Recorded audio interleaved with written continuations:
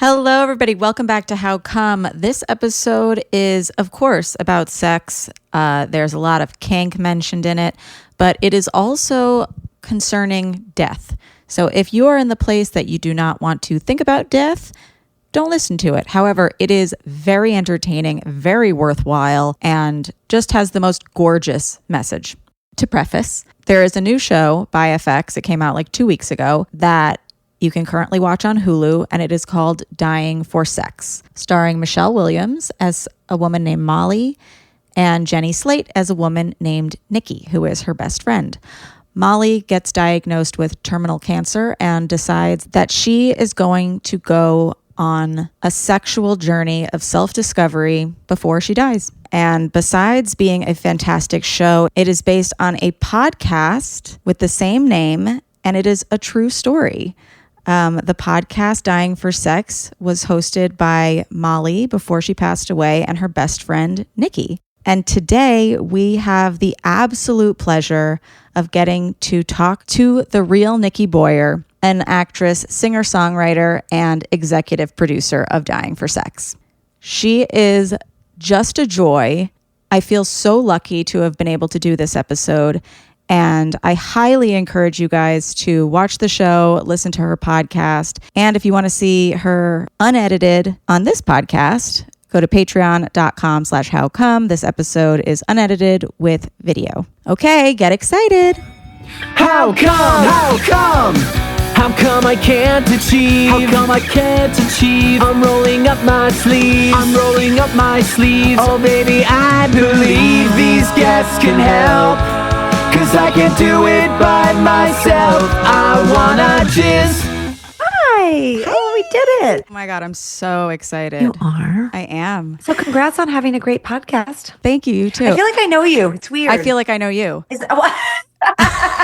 Oh my God. No, like to prep for the podcast, I was like, I should listen to their podcast. You did? And, oh yeah. It's Are so you good. so Oh, I can't take all the credit good. because working with my producer at Wondery was honestly game changing. We can talk about it, but like she's probably one of the most epic humans and was so instrumental. Hi, baby. That's Grace. Oh, baby in the background. Well, she doesn't hear me because your headphones are on, but Grace, Nikki says hi. Okay, wait, but let's get started. Let's talk about you, and then we can bond another time because you've got stuff to do. Okay. I am sure some people are already familiar with your work, either from your podcast, Dying for Sex, or the new show that has just come out to rave reviews, Dying for Sex, the scripted series. Yay. I know. I'm so lucky. How lucky am I to have so many versions of my best friend's story out in the world, and I just get to celebrate her and talk about her. So thank you for having me. Of course. Thank you for coming on. And can you explain for those people who are not familiar with Dying for Sex what it is? Sure. So it's a story of my best friend who was diagnosed with stage 4 metastatic breast cancer, which means there's no cure. It's just how to keep your life longer, right? Yeah. And when she was diagnosed, she decided to do something really bold. She made some bold choices to leave her marriage that she had been in for 14, 15 years and to go on a sexual journey, really, to get to know herself, to get to know her body, and to have some fun. I mean, come on, she was having like the time of her life. And also in the process, she healed some old wounds and really learned the deeper meaning behind some things that were going on, things that were happening in her life, past and present. But we recorded a podcast during that time about all of her sexual adventures. Which is amazing because you guys get to hear Molly on the actual podcast. Right. So it's actually her. Yeah, exactly. And thanks for bringing that up because I think when people think it's a podcast, they think it's me talking about her, and it's actually she and I hosting the podcast together. Initially. Really? Like when I watched the show, before I listened to the podcast, and everybody should know, I listened to all the podcasts that I could before getting to a subscription. And then I was like, I can't find my credit card. We'll do this later. But when I finished watching the show, I was like, oh, it's so cool that's based on a podcast. I wonder if she had given Nikki like the go ahead or something like that. And then I'm listening to the podcast. I'm like, oh no, she's part of it. Like, this is crazy. Isn't that cool? So when she got sick, I said, what do you want to do? And she said, I want to keep working on this. And Molly was in the hospital for, spoiler alert. She passed away in March of 2019. So she was in the hospital for 3.5 months, and we still work together. We continue to record and tell her story. And then we had the original recordings. This is my favorite part of the story, I have to tell you. We had the original recordings, and I wanted to release them before she passed away. And I had worked with another production company where we had 10 episodes of her sexual escapades, but we didn't get to any of the health journey stuff and her being ill. And I thought, well, I want to release these. So I thought I'm just going to put them on YouTube because I need to know they're in the world. And there was this gentleman that I had met years ago through my friend Ross Matthews, and his name still is. His name's, I don't know why I said it like that. His name's Hernan Lopez, and he was the CEO of Wondery at the time. And I was like, I'm just going to email that guy and see. Yeah. And I sent him the episodes, and I said, hey, there's something interesting here, I think. And he never got back to me. And so a few weeks later, I thought, gosh, I'm going to release this on YouTube tomorrow because I want her to know that it's out before she dies. Yeah. And I reached out to him one more time. I said, hey, don't know if you got my email. I'm going to release this unless I hear back from you. And he responded within like an hour and said, don't release it. Come into my office. And we met, and instantly I connected with him. And then he went to the hospital and he met Molly and sat with her in her bed and said, we're going to figure out a way to do this together. We're going to tell your story. And so that's how isn't that great? So great. And it's a really well-produced podcast. Like, even though I run one, I don't love listening to a lot of podcasts. I agree. And this one is such a joy because you have the initial recordings. It's you and Molly talking like in real time again about she's sick. She knows she's going to pass away at some point soon, and she is getting it in or getting it done or accomplishing all of these sexual goals. And you're talking about it so frankly and amazingly. But then over that, it's Nikki maybe a few months later or a year later, telling it like a story.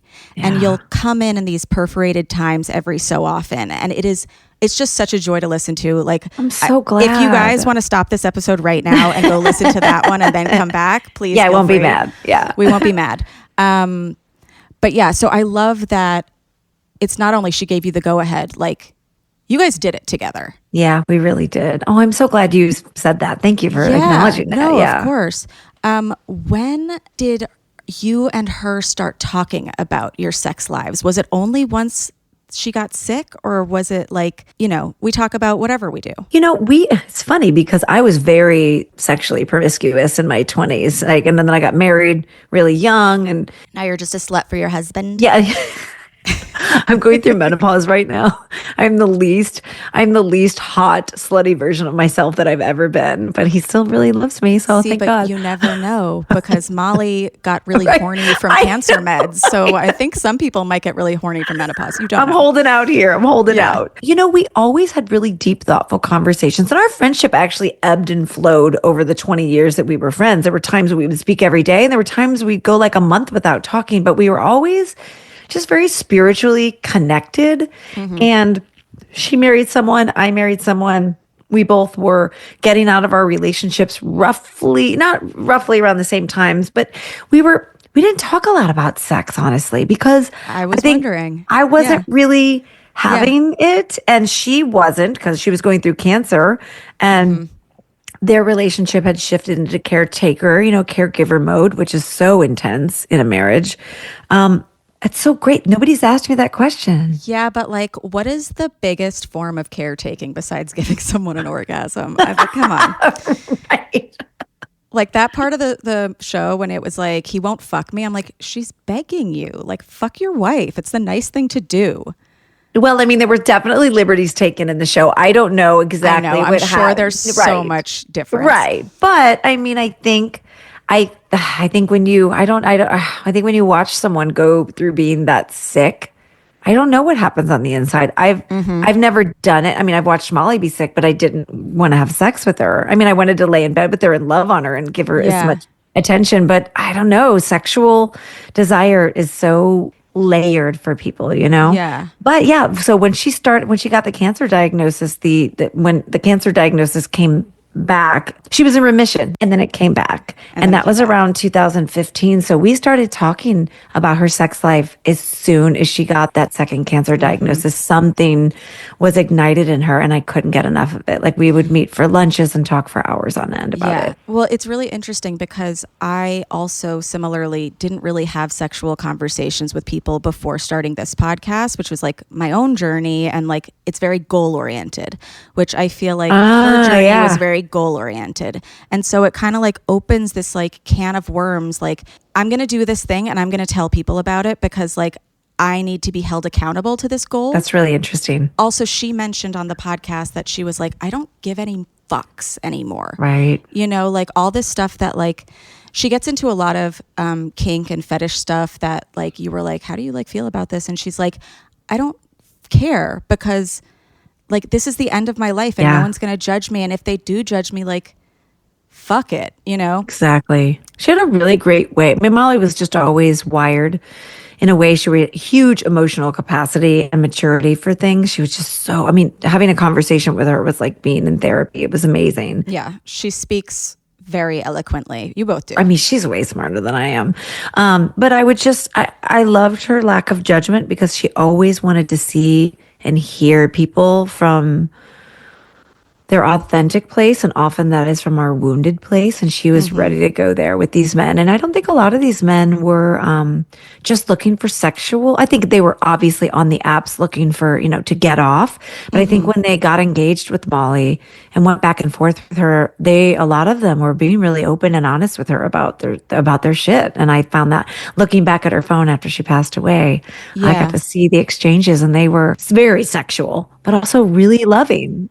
And it's not necessarily that she was very open with them. Like, she didn't tell a lot of them about her diagnosis or what she was going through. Right. But I feel like she was one of those people that was like probably open about everything else. And it was just one of those people that like you feel you can tell things to.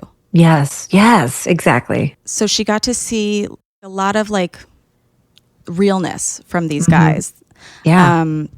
So I just want to rewind for a second because she first got misdiagnosed with breast cancer in 2005, which this is like the most annoying thing I've ever heard. Like, we know medicine's not great for women, but she literally went into a doctor and said, I think I feel a lump. And they said, it's nothing. I know. By the way, this was my OBGYN as well. We shared the same OBGYN. Shut this was up. Somebody we both loved.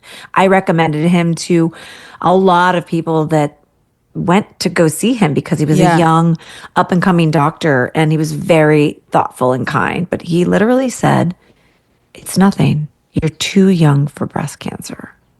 And oh my God. And how old was she at that time? 34.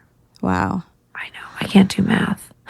So, can you believe that? And then she has tons of I still talk about it like she's here. She's here, just in a different way. She is really, right? I mean, gosh, we've been talking about her.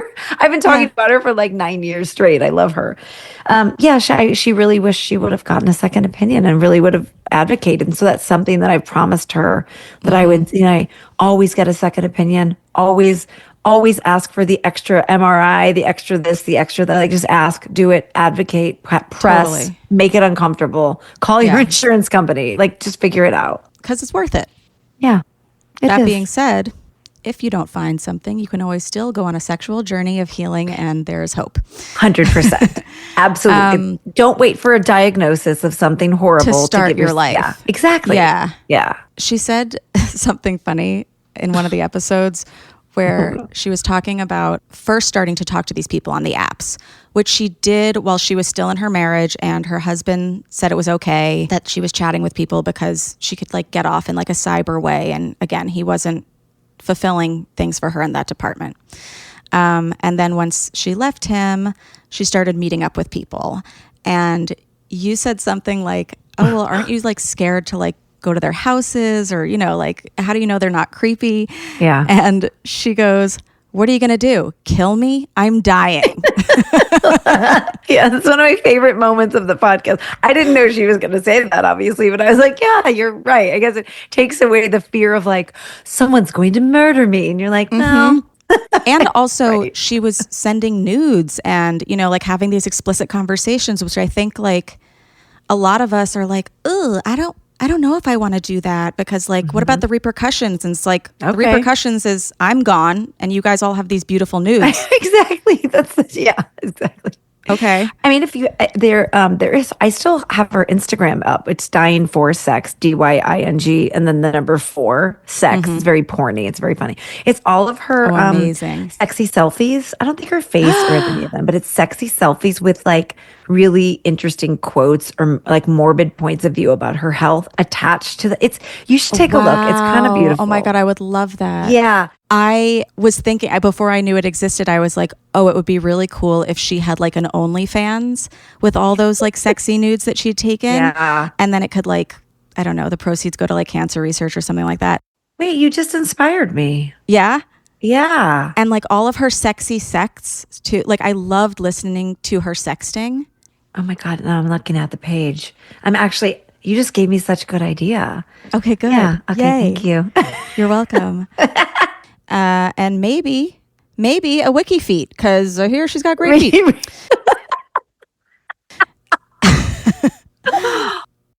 And I have to say, like, she didn't tell a lot of the guys that she was sick and had cancer. So she was very private about it. And then there were times when she would reveal it to certain people. But I think she was just really navigating her own story. And I think from her sexual trauma that she had as a child, a lot of her narrative was just kind of taken away from her. And this was a time to really reclaim her own narrative about her body, about her sexual journey, about her cancer. And I think she got to decide what she shared and what she didn't. And I think that felt very powerful to her. And also, like I've heard that when you're sick like that, you feel like your body is failing you and doesn't belong to you anymore. Yeah. So like this is another way to take it back, that it's like, nope, I'm still here. This is my pleasure. And like, we're going to do stuff with this. Love that. I know she said that it helped her plug into her body. Oh yeah. Again, she didn't tell a lot of these guys what she was going through from a health perspective. And there was a guy that you guys actually had on the podcast from one of her sexcapades. Long story short, he jizzed out the side of a car. It's the funniest story I've ever heard. And somehow you got him on the phone and you guys were chatting and you heard the story from his perspective, and it's just as silly and memorable and like lives on in his group of friends. Yes. And then there's this beat where you're like, so did Molly ever tell you that she was sick? And he's like, no. And then you kind of like revealed to him that, yeah, she was terminal. And would that have changed things for you if she had opened up about that? And he was like, honestly, yeah. Yeah. Like the whole conversation would have been about, I feel so bad, or, you know, like, I'm so sorry. Yeah. He said, I hate when people say I'm so sorry. Like, what do you do with that? Yeah. And he's like, otherwise, like, we just like, we're at the bar and we're enjoying each other's company, and then like had this like flirty little dalliance and like got to make out in the car, and again, jizz outside the window, or the door. And like, I think that is completely her story to either tell or keep. Yeah. The way that a lot of people will ask, like, if I'm having sex for the first time, do I have to tell the person? Like, no. Yeah, it's up to you. You get to decide. Yeah. And it might change their whole thing. Like, oh, this is a big deal. Okay, so this is something they're going to remember forever. You know, like. Right. So I love that she has that agency of, I didn't need to tell people in my life, but I also am going to tell the entire world via podcast and cool TV show eventually.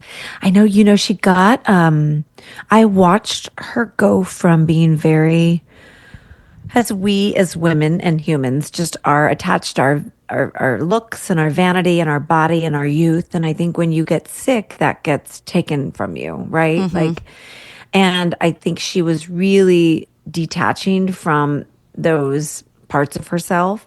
Yeah. And I remember the last time she said, she had like a sexual encounter in the hospital. And then when she got into the hospital and realized that she wasn't leaving, she had an encounter in the hospital? Yeah. So she's in the hospital early on, this is early on with her re-diagnosis. And the thing about Molly is that sometimes she'd go into the hospital for something that was so minor, but she'd have to stay for 3 or 4 days because they'd have to make sure her immune system was okay and that she had enough fluids. So she called one of the guys that she had been kind of having a fling with, and he came to the hospital. And Okay, so that makes it into the show. yes, in a way, in a way, it makes it into the show. Yeah. Like it's Rob Delaney's character in the television show is kind of a conglomeration. amalgam. Yeah. Yeah. Amalgam. Yeah. Yeah. So anyway, yeah, so what I loved about her sort of detaching from her sexuality is that she did it very mindfully. It wasn't like the cancer took that from her, although it did. I think as she was detaching from her sexual desires, she was filling that with like spiritual and emotional desires. So she was just going through her death very mindfully. Like, Yeah. it was so painful and awful, but also Yeah. so mindful and graceful and authentic. So, yeah, I think if you're hesitant to listen to the podcast or watch the show because it's about sex and death, I think actually it's about life. All of it's about life. Totally. And the thing, like, so I've had a bunch of friends recently tell me that they're doing what's it called? Like child work in therapy, where you talk to your inner child and stuff. Oh, okay. And they talk about it being so painful and like re-traumatizing, but it's like worth doing because then you come out the other side or whatever. And she addresses a lot of her issues in childhood. I don't know if it came from therapy or it was just like, I'm already going through such pain that like, let's add this one more thing and like, not put it to bed, but learn how to contend with it and live with it. Yeah. I think what she says this in her book, and I'm going to paraphrase because she wrote a book while she was dying in the hospital, and I published it. It's on Amazon. It's called Screw Cancer, Becoming Whole. And it's a little bit of a love letter to her life, I think. It's a darker look at her life for sure. And she says that when she was abused at a very early age, I think around 7, that something happened that she split, right? She split off into a very fearful version of herself that was afraid to be seen, afraid to be molested again. And then she said the cancer comes in and kind of re-molests her body and takes things away from her. And so this process of dying for her felt like becoming whole, like she was gluing the pieces of herself back together again. And I feel like we could all learn from that. And I think we're all kind of gluing ourselves back together, aren't we? But yes, the childhood trauma definitely, I think it really did lead to her sexual awakening and trying to heal those old wounds and also reclaim, like when you're abused early on, sex becomes very shameful, becomes like you have to hide from it, you know? Your body also, again, doesn't feel like it's yours. Like it's being taken from her. It's been taken from her in so many different ways. Right. That I guess like it was like I don't want to say the perfect storm because it's not like a happy story. Like, I know what you mean though. Yeah. But it all led to this like massive release. I know. You know? She needed that. She needed it so desperately. Yeah. But when talking about, you know, her body being taken away, she went through the whole shebang. I forget how she refers to it, but she did chemo. She went bald. She had a bilateral mastectomy. She had radiation. Yeah. She became disconnected from her body. Like she didn't like her boobs anymore for a while. And then had a reconstruction, which she says is very painful. Just so you guys know, it could be fun to have, or like, you know, you love the outcome. But it will be painful. Yeah. But it just makes me think about there are so many people who they don't have health issues, or if they do, they're not terminal, but they're so concerned with what their body looks like to somebody during sex. And this is just another little inspirational thing. Like all these guys still wanted to fuck her a lot. Like half of them didn't even notice the scars on her breasts or the port or that, like, they're just, you know, they're just loving it. I think it's a good reminder. Like, you know, like the other day, my husband was like, gosh, you look so great. And I was like, Instead of just saying thank you, I was like, what? Look at this. And this is not where. I think one thing that I learned from Molly is that, like, you got to be real careful how you talk about yourself, and you got to be real careful about how you, like what, like she Talk was to yourself. Exactly. And I just feel like these men saw just this glowing version of this sexy human, and they didn't see the scars, and they didn't see the illness, and they didn't see it because she didn't talk about it. She didn't bring it up. She didn't highlight it. And, and when she felt like she wanted to go there vulnerably, she could. But it was just an interesting experiment to kind of see, like, if you out yourself as being and talk shitty about yourself, then that's how people are going to receive that information. But, like, just lean into being, I don't know, confident and loving yourself, and just don't talk shit to yourself. It's like, I when I was saying that women talk about themselves in this way, like myself included. Right. If my boyfriend's like, you're so hot, I go, wow, your standards are so low. And it's gotten to the point that one time he was like, I think you're so hot. And I was like, ugh. And he goes, and so does everyone else. And I was like, okay, see, their opinions matter because your bar is in hell. You're so funny. But I get that. I think we all need to, like, if I spoke to anyone else the way I speak to myself and about myself in my head, I would not be friends with me. That would be done. Excommunicated from society, probably. 100%. Yeah. So I'm actually really I'm making this commitment to myself today while I'm on this podcast with you. Like, I'm done with that shit. I'm done I'm done. I'm done with the shitty self-talk. And the one thing I did love about Molly so much is she just thought I was so cool and so pretty and so funny. Like, she made me feel like, literally. She hated you at first. Thanks for the reminder. She did hate me at But first. those are my favorite friendships. I know, when right? Somebody either hates the person or is like scared of them. and then you like crack into them and you're like, oh, I love this person more than anything. I want to see myself the way that Molly saw me. Like, she saw me in such this beautiful light. And I think if we can all see ourselves, you included, the way the person that loves you the most sees you, like, put their eyeballs in your eye for just a minute. Well, I was going to say too, like, I could vow to be like done with it, but it'll pop up. Yeah. However, what I can do is swat it down again. Okay. Even if those things are like, you look like shit, I'm like, get out of here. We look amazing. Yeah. Okay. But yeah, so the way that she sees you, obviously, like Michelle Williams, who plays Molly, she has described this in a lot of her interviews, that it's really, besides the sexcapades and stuff, it's like a love story between women and women's friendship, which I really, really love, because she's going on this sexual journey and learning to love herself, but she's supported by you the whole time in like a grounded platonic love that she can feel really safe in. Yeah. I love it. I love that story is there's a light shined on those types of stories. Yeah. So in the show, she actually moves in with Jenny Slate, who plays you. Did that happen in real life? She after did not she left her husband? Okay. No, she moved. Well, it was inspired by some truth. Molly lived on the opposite side of town in LA, and she moved about, I guess, 6 blocks from where I was living with my boyfriend at the time, who's not my husband.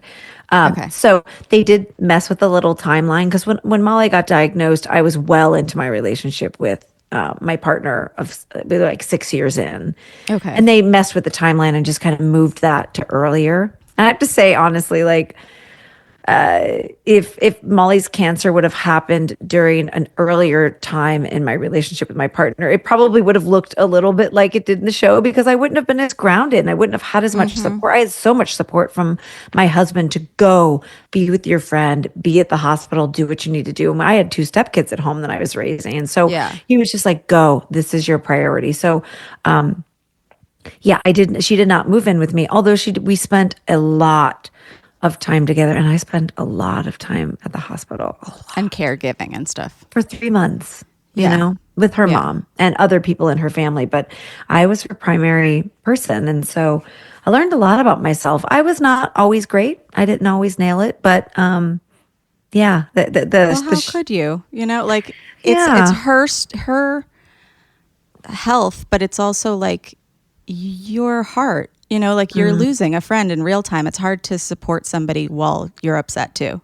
Yeah. And she also was just, I mean, she's my favorite person ever, but she's so demanding. Like I'd spend 6 hours with her and she'd be like, where are you going? I'm like, I've been here all day. And she's like, when are you coming back? Like I really was her favorite person. And at the end of the series, at the end of the podcast, Molly says that to me. And at the end of the series, they use those lines in the show that Michelle and Jenny say to each other. And that one gets me every time when she says, you are my favorite person in the whole world. And I was just, that really happened. And I believed her and it was true. I was. Yeah.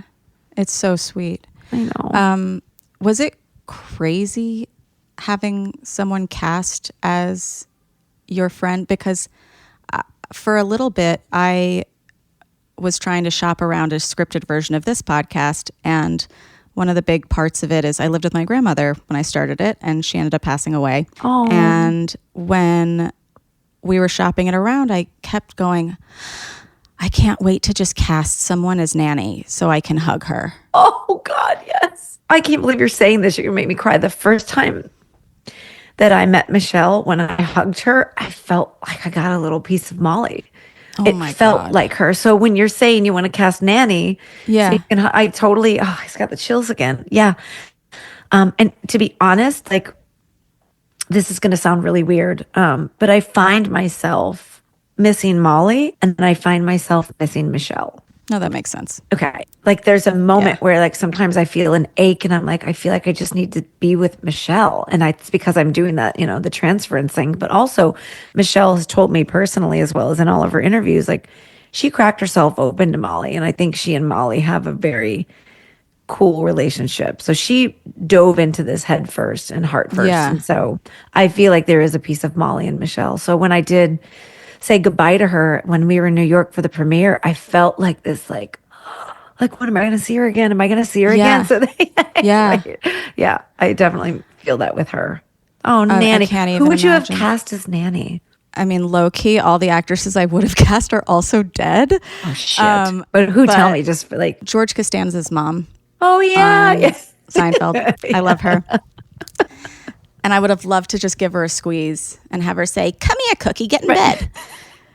What did your nanny think of the podcast you were doing, you little dirty, dirty girl? You guys, I'm sorry if I've told you this before, but I have to tell Nikki. I told her about it. I said, I've never had an orgasm. I feel really left out. So I want to do it because, you know, even Charlotte's had an orgasm. My sister, I go, but she hasn't done it with another person. And Nanny goes, are you talking about masturbating? And I said, yeah. She goes, oh, I've never done that.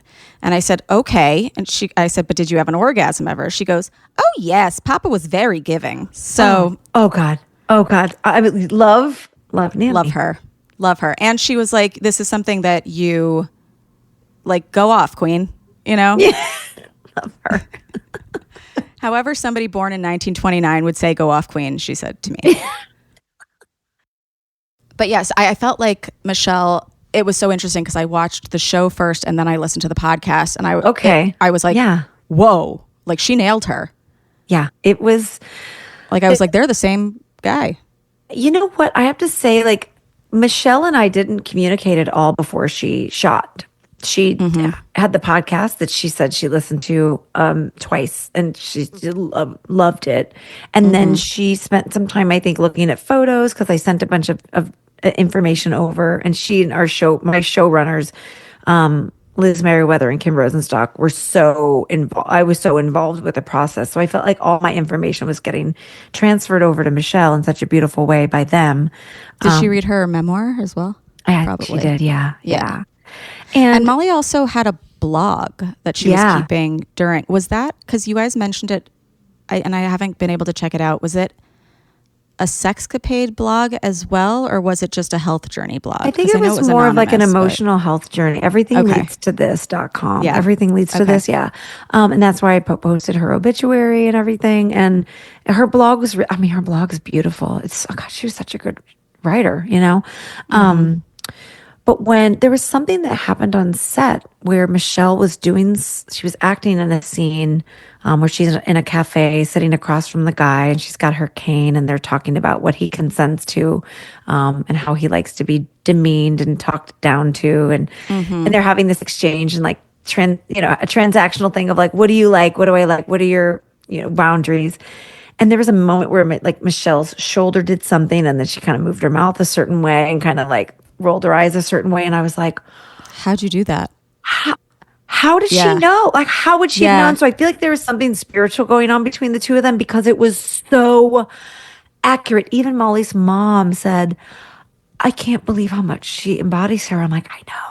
That's and amazing. Michelle Williams is not a caricature type of like, let me do an impression. Let me figure. She just opened her whole self up to this role and magical things happened. Oh, she's so good. She's so good in it. So good. So you mentioned the ball kicking, and I just want to tell people in this podcast and on the show, there are fetishes explored. There's foot fetishes. There is tickle fetishes, which I don't think make it into the show. And no, but they really wanted story. it in there. Yeah. It's really good. She talks about sloppy sex, which is just like fluid everywhere, basically, and then pee drinking. Sorry. I know. It's so funny. You did it in the moment, and she was just like, shut up. I know. She was so mad at me. She'd probably be still mad at me, but I'm just like, woo. Yeah. Woo. And the ball kicking fetish. Yeah. So that one makes it into the show, and this is going to be a very big aside. So bear with me. Okay, we're going there together. Because you have to learn properly how to do it, right? I think so. Yes. Well, I know so because I have a recent new obsession with a young James Spader. I've been watching all of his movies, and the one that I'm watching today is called Jack's Back. It's about a serial killer, whatever. He confronts this guy at one point and kicks him in the balls. And I noticed they used a stunt double to do the kicking. Really? Yes. Because it had to be so on point of not hitting the ball. Oh my God. Like it is like like a professional like kicker. Yeah. Like a punter that like comes in at the end. Exactly. Wait, how did you notice? Is it easily noticed or were you doing the rewind thing and like watching for it? I go, that doesn't look like my guy. My guy. My boyfriend, James Spader. That's not the back of his neck that I know so deeply. No. I was like, his nose doesn't look like that. From every angle. Yeah. But yeah, so the fact that she entered into that and then like gained an expertise for it too. Right. She leaned in hard when she. Fuck yes. I know, right? Yeah. Yeah. There were fetishes that we didn't get to even get into on the podcast that of course didn't make it into the TV show, but she was dating a guy who was, maybe we did talk about, it all real life and podcast blend. The guy who was the clown. She had clown makeup on one morning and I was like, why is there clown makeup all over you? She's like, oh, I was making out with a clown. Guys, he was a steampunk clown. And I was like, what does that even mean? But he happened to also work at a mortuary. So they had some really intense conversations. And I believe, I don't even know if she told me this or if he told me this recently via our exchange that she watched a body be embalmed and kind of got clear about some things of what she wanted to have. Oh my God. So, and I think they got a little kinky in that space. So I was just like, Molly, you're so open to linking death and sex. And I just found that to be so cool. Like she even did it when she was hooking up with these guys and she was always going deeper, for lack of a better phrase. She was always willing to go to the uncomfortable places within herself and encouraging others to do that. So, well, the whole time I was watching the show and listening to the podcast, I kept thinking about, in French, an orgasm, they'll call it the little death. Really? Yeah, le petit mort. Why do they call it that? Because it's like a little. Because like for a second, you are just released. Like you are gone. You're not here anymore. Oh my God, the little death. Crazy, right? That's really cool. I didn't know that. Yeah. Oh, So she was just like doing it really well. But I also wondered if wait, how do you say it in French again? Le le petit petit mort, mort, M-O, mort, M-O-R-T, but the T is silent. le petit mort. Yeah, Mort. like a mortician. Yeah. But Right? I wondered, like while listening, if this is stuff that she always wanted to try, or was like invigorating because it was like, I might not be able to try stuff anymore, so let's try everything. Or if it's a blend. It might have been a blend. And also, she was really honest that sometimes her sexual escapades, she would morph into what the other person wanted. Right. Right, which we saw on the show as well.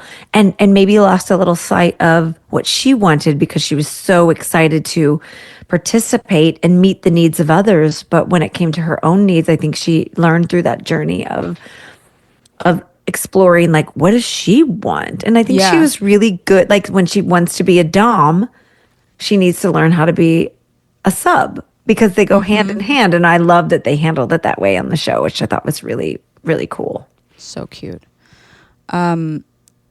Also, she mentioned the same thing about before she got sick. That was like, I was always like good at sex for the other person. And it was like, it was coming out of my own mouth. Like I said it, I think episode 1 of How Come, that it was like, and I think a lot of women have this same thing that it's like, you know, porn, you learn how to arch your back, you do things for them, you know, but then you turn it around and you think like, what do I like? So in the show, one of the things that she wanted to accomplish was an orgasm with another person. Was that something that she was actively seeking in real life? I think she was pretty good at accomplishing that task, but I think that orgasm with another person, I think every time I say that, I think of Esco Joulet, who says, orgasm with another person, which is from the trailer. I have to sing it or it doesn't make sense.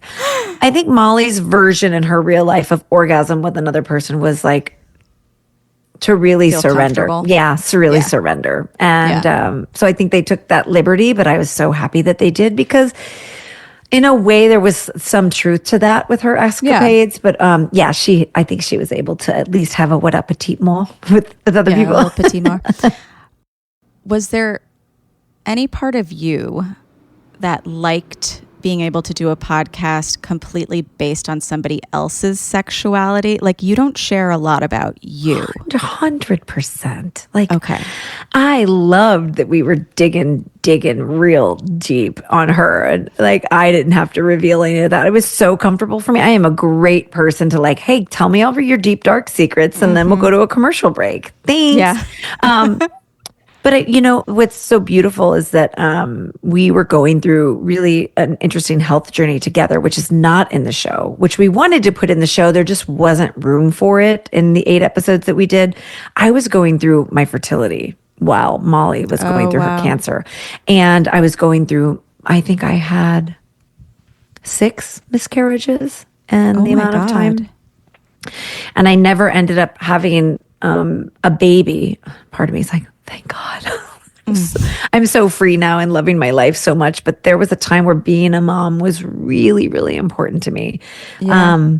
And so we were going through this journey together. So we always said, oh, this will be really fun because season 2, we can flip it around and you can talk about how hard it was to keep your sex life alive while you're going through injections and egg retrievals and forcing your boyfriend to have sex with you at the right time for you to get pregnant at this time. It's very scheduled. And it was really death. It felt like that I was dealing with a lot of death and a lot of sex at the same time. So we were going to lean into that really hard in season 2. And then she got really sick and she ended up in the hospital. And then I think we just focused on her health. Although I have to say she was incredibly there for me in a way that I don't know if other people knew how to be there because she was looking at death right in the face. So she would have really great conversations with me about what I was going through and losses. And she said, it's crazy because I'm fighting for my life and you at the same time are fighting to create life to bring life and in. we're both failing. Like, we're both failing. And I was like, you're so right, but we're failing together. Wow. Yeah. So yes, I think I would have gone into now. I'll tell you anything about my sex life. My sex life hell is yeah. right now I'm like an open book. I'm almost 50. I don't give an F about anything what anybody thinks anymore.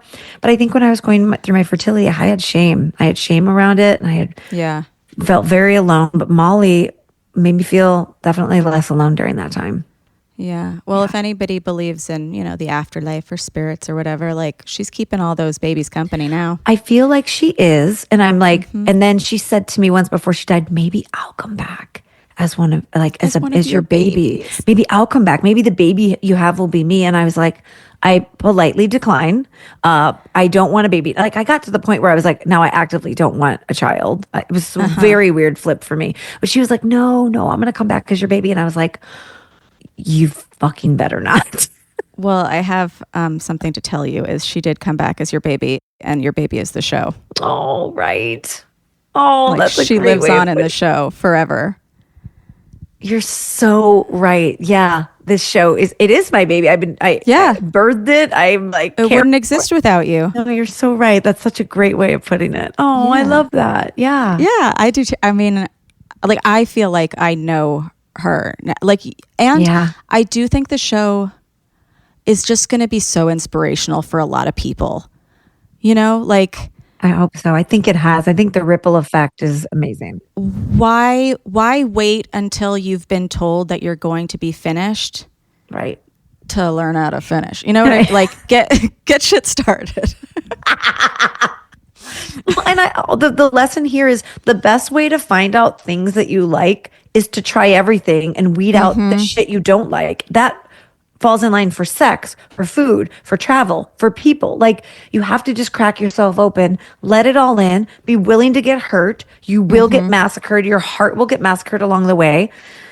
But that's all just part of it. And so, I mean, I think we're all on the same journey of figuring out how to live as authentically as we can, right? Yeah. There were also two quotes I liked. She said, I wouldn't do any of this stuff without cancer, even if I wanted to. So that, again, makes me think it was probably a combination of the two when trying all the stuff. Yep. And then another one was, the cancer made me less attached to an individual man. So she wasn't jealous if there were other women involved, if this was like a polyamorous guy or something like that. She wasn't trying to lock people down. She was just trying to really live in the moment and like enjoy people's time and company and like what sexual fun they could afford her and she could afford them. God, I forgot about that last one. Yeah. Which I think is such a nice thing. Like, a lot of little girls, you're taught, like, from the day you're born, like, lock down a man. I know. And it doesn't make dating fun. No, it makes doesn't. it a job. And then sometimes you make your decision about your marriage or your commitment. It's based off of that place. And then often you pick someone that's not going to wrong. Grow with you. Yeah. That's a really good observation of what we're sort of taught. Lock down a man. Or how about not? How about not? Like, how about not? Let's just see what that looks like for a minute. How about do the whole, like, find Mr. Right now. And if he happens to be Mr. Right or Mrs. Right or whoever, like, that's so nice too. Yeah, but exactly. Like, that's a bonus. Yeah, I know. It's like trying to come. Like, if you're in your head, it's not going to happen. Right. 100%. If you're fixated on, anyway. No, I love this. I love this conversation. It's so good. Me too. I know. I wish I could keep you forever. Keep me in your pocket. Yeah. That sounded oddly sexual. Like, why do I need to be in your pocket? Like, it's only sexual if your brain takes it there. I was like, oh, it's like a Polly Pocket. That's cute. Oh, and I'm like, oh, it's a front pocket. You're like, I'm in your vagina. Yeah. I live up there. Isn't that where the show takes place? I thought that's where I was. Yeah. Oh. Okay, so let's talk about you, because you didn't a lot in the podcast. Okay. Do you remember your first orgasm? Yes. Yeah? Yeah. Uh-huh. Okay. It's by myself. And I was Great. little. I was figuring out my body, and I do remember it. It was by myself. I was a little girl, and I was like, "What? I can feel this way on the inside." But I have to say, I think I don't. Now that you're asking me, I don't think I remember my first orgasm with another person. With another person. Yeah, I think it was no. Oh my God, you're really taking me back. No one's asked me this. I think it was my high school boyfriend, the first boy that I actually had like a loving, intimate sexual relationship, as intimate as you can be at 15, let's be honest. And I was too young to be having sex, by the way. You listen to the Shins together. Yeah. It's like deep. Oh, I love that you think the Shins were around when I was little. Oh, you think I'm that young? Yeah, you're my age. The Shins. I was listening to Bon Jovi. Okay, you were listening to Bon Jovi together.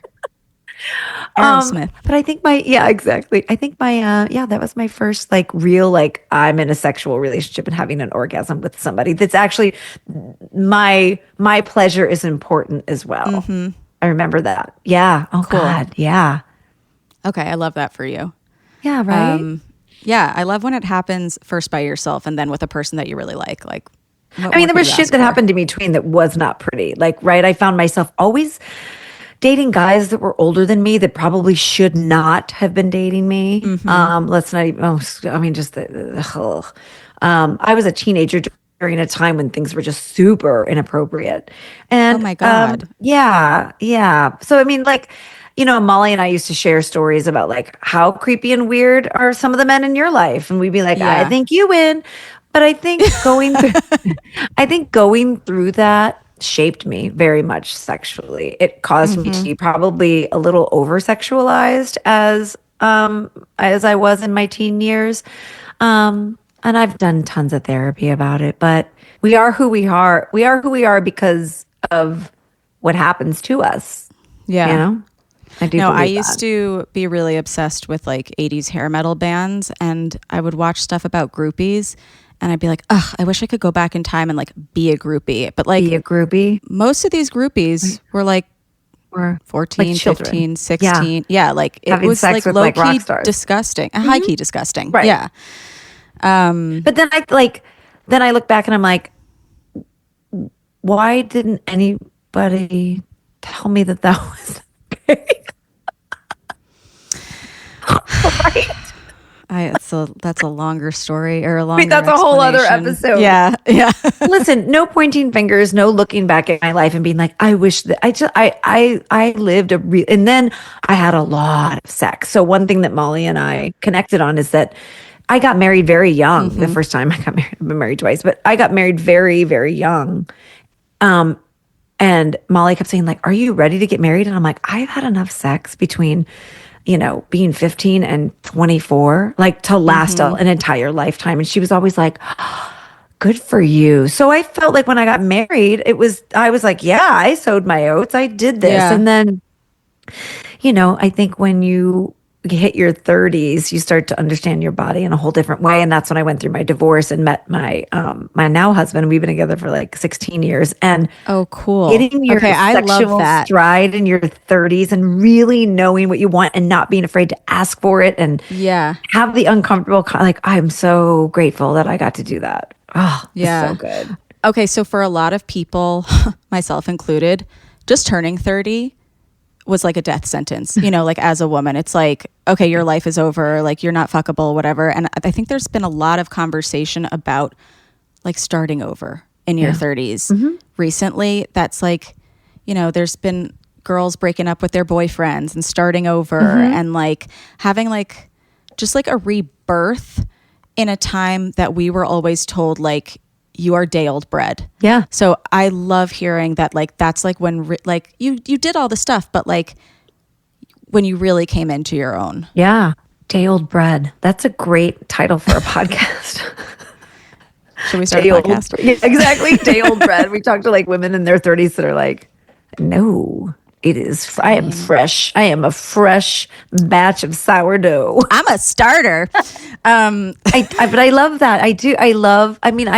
When I was doing life coaching for a while, which I loved doing over COVID. And I would always say to my clients, you never start from scratch, right? You always start from experience.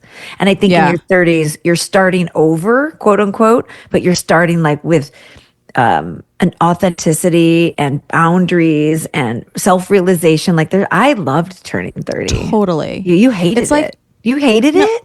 No. I'm saying I ended up loving it. I just always thought, oh my God, it's going to be terrible. Oh, that's interesting. And it's just because of what every movie and TV show shows us about. Yeah.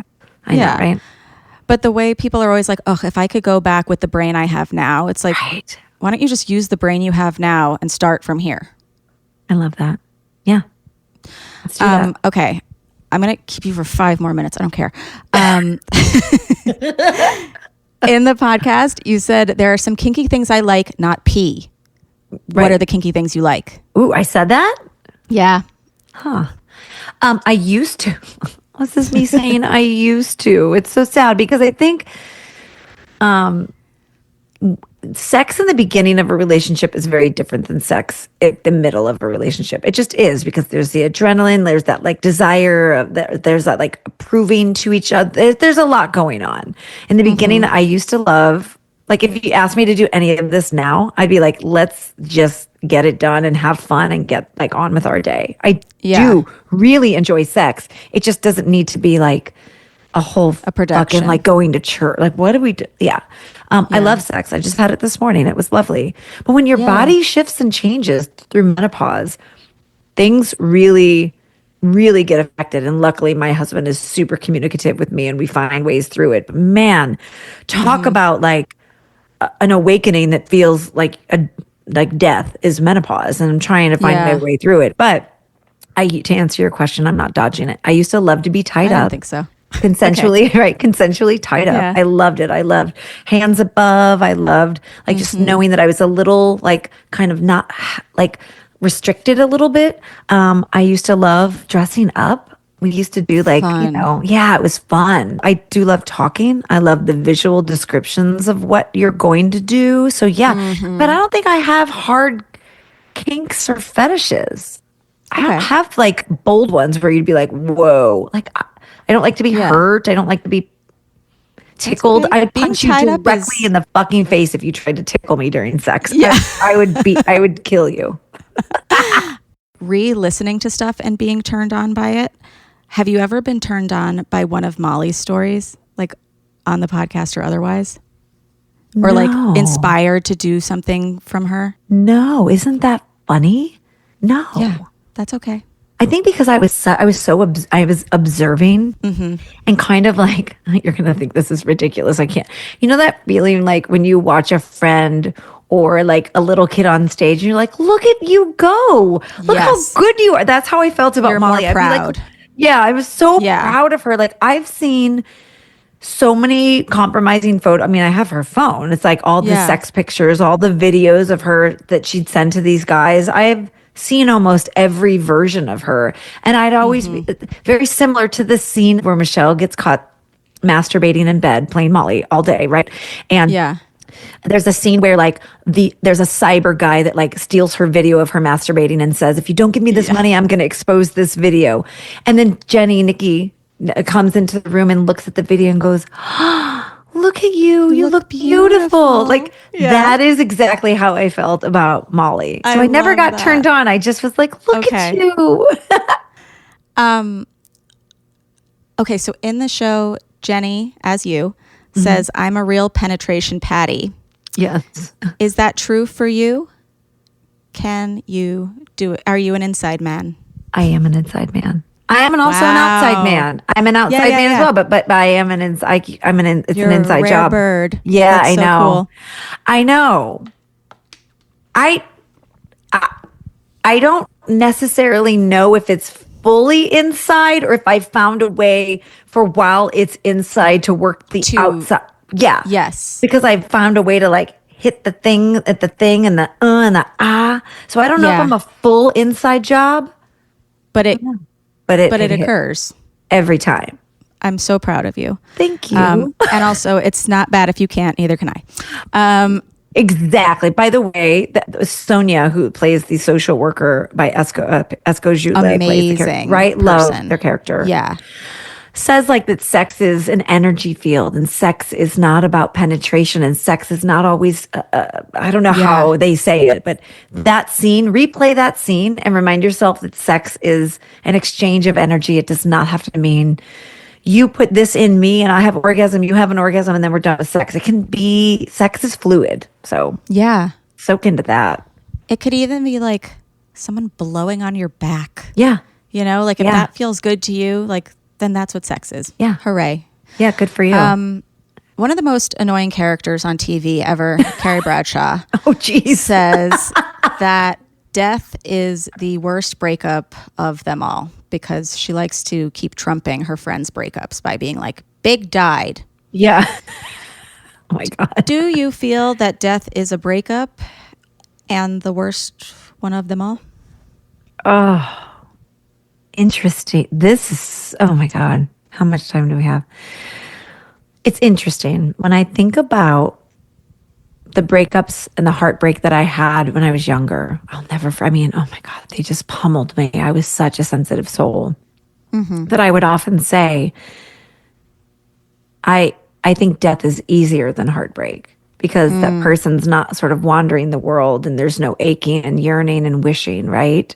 But when I think about my husband, who's like my favorite person in the whole world, when I think about him dying, which I've thought about a lot because, you know, when you go through a show like this, you really think about death a lot. And when you go through a life situation like yours.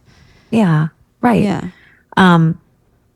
When I think about him not being here, that feels so heartbreaking. So in some respects, I used to always say, gosh, wouldn't it be easier if your exes were all just dead? If they just died. Yeah. But like for the person that you deeply, deeply love, for them to die, it feels like the worst. So I think death does feel, what was your question? It's the worst breakup of them all. I think so.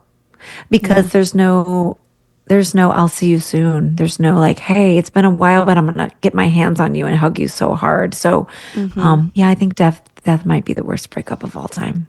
I think to your point as well, like when you're like, them dying would be easier than a breakup. It's like, then you don't really like that person either, you know, like right. If you'd rather them be dead, like I'm sure that you would rather, if you had the choice, your husband die or not be with you anymore, like you'd be like, no, I'd still like him around. Yeah, that's true. That's a really good point. Right? That was like my 20-year-old brain. It's like, oh, would you just... No, I've had the same thought that I'm like, oh, could he just die so like I don't have to run into him? It's like... And so that my grief doesn't just look pathetic. Yeah. Right? My grief is actually attached to like something other than my own ego. I know. Yeah. So funny. But I always disagreed with the idea that, you know, Carrie had the worst breakup of them all because I'm like, he didn't leave you. Like he left you. Right. But it wasn't his choice. No, that's you know, a good point. and like I don't think Molly broke up with you as a friend. No. Like I think she's still like around very like much in your so. heart and in the world and on podcasts and in TV shows. Yeah, that's a good point. You know, Molly used to always say to me like, you're my soulmate.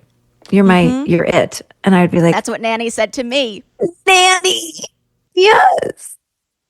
And you can have people that just feel like your soul is deeply connected to. And she would be like, well, I'm your soulmate too. And I would be like, yes, you are one of my favorite humans. She'd be like, say it.